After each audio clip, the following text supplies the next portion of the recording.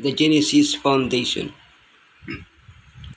The next day John saw Yeshua coming toward him and said, "Behold, the Lamb of Elohim, who takes away the sin of the world."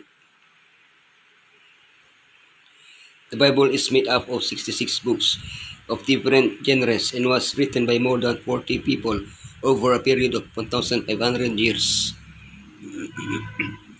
We might expect there to be divergences and contradictions among the various authors.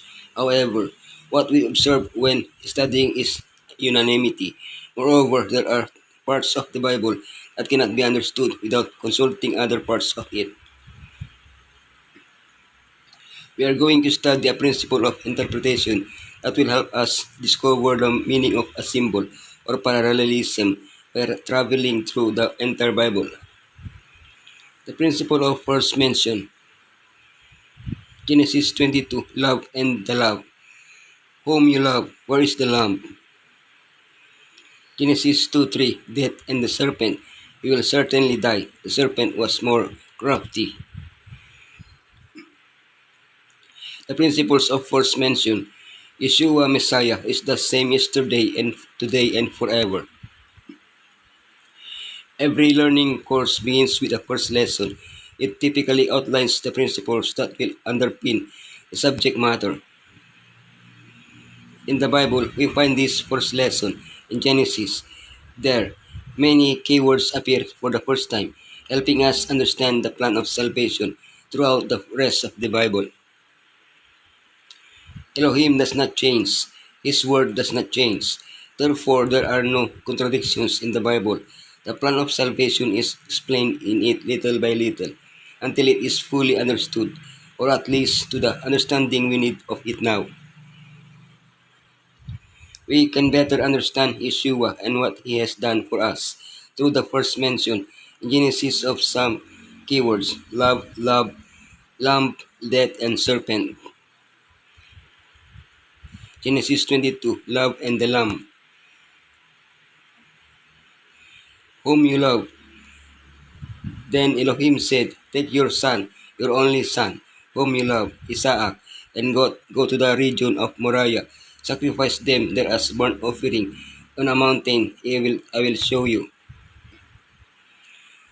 Love. How do we define love? Our concept of it is clearly distorted by sin. How then can we understand the love of Elohim, which is pure and holy? The first biblical mention of love refers to the relationship between a father and his son, Abraham and Isaac. At first glance, the context seems daunting. Abraham was supposed to sacrifice his beloved son. Don't worry, he didn't end up doing it. Compare this mention with the first mention of love we find in the synoptic gospels.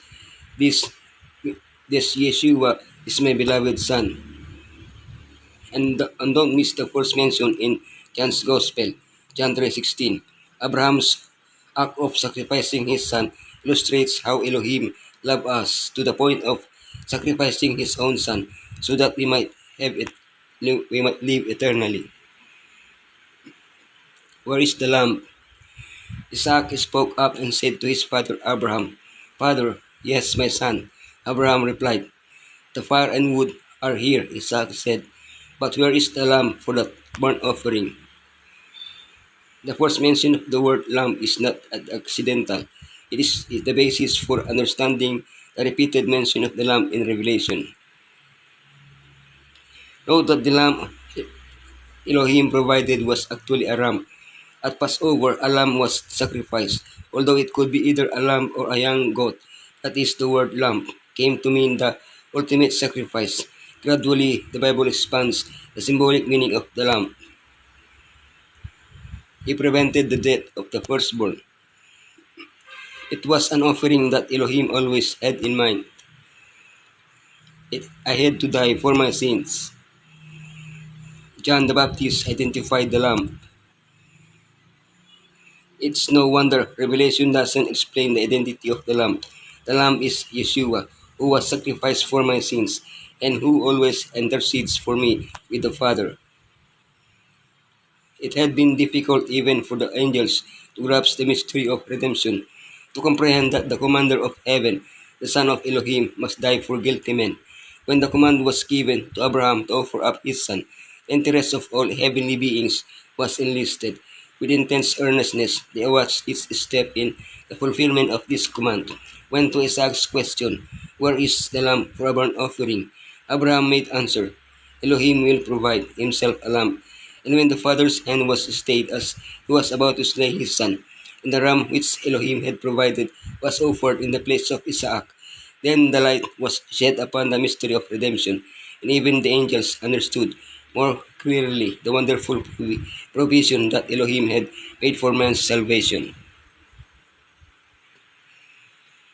Genesis 2:3, Death and the Serpent. You will certainly die, but you must not eat from the tree of the knowledge of good and evil, for when you eat from it, you will certainly die. Elohim was the first to mention death, but death could only exist as a consequence of sin. Death is often associated with old age, but the first recorded death was that of a young man, Abel. He thought a righteous man. He, though a righteous man, died at the hands of an unrighteous man. History was repeated centuries later when the righteous one died at the hands of the unrighteous. Unlike Abel, Yeshua, who could have prevented his death, allowed himself to be killed. Yeshua did what Abel could not. He conquered death, and as a Revelation 1:18 shows, he received the keys of death, with which he could open the tombs, hell, or Hades. The serpent was more crafty. Now the serpent was more crafty than any of the wild animals the Lord Elohim had made. Revelation presents a dragon. It also tells us that this dragon is a symbol of Satan.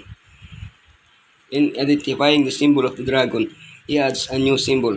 Satan is the ancient serpent. Which serpent is he referring to? Of course, the first serpent mentioned in the Bible.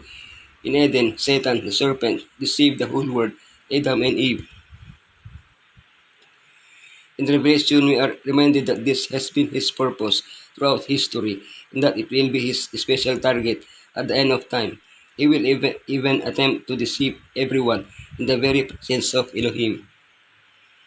How can we defend ourselves against his tricks? One way is to study how he first did it. His basic tactics haven't changed over the centuries. The gospel is revealed in all the prophecies of the first advent of Messiah as the Savior of men. Every act of the Old dispensation to turn men away from sin or to bring them forgiveness was done with reverence to the Savior who was to come. He was the stepping stone by which men was to be exalted.